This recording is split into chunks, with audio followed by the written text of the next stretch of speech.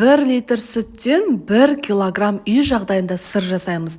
Бұл сырды пиццаға, салатқа, тамаққа да қоса бересіздер.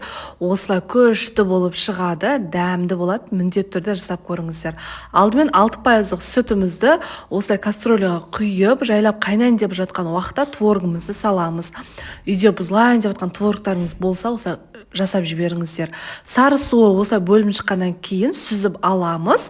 Жақсылап бәрін сүзіп аласыздар. Сөйтіп бөлек сковородкеге сары майымызды 82%-нан жоғары болу керек. Ертіп алғаннан кейін жаңа сүзіп алған творогты салып жақсылап араластырамыз. 1 шай қасық сода, 1 шай қасық тұзды салып, сода салғаннан кейін көлемі 2 есе үлкейеді.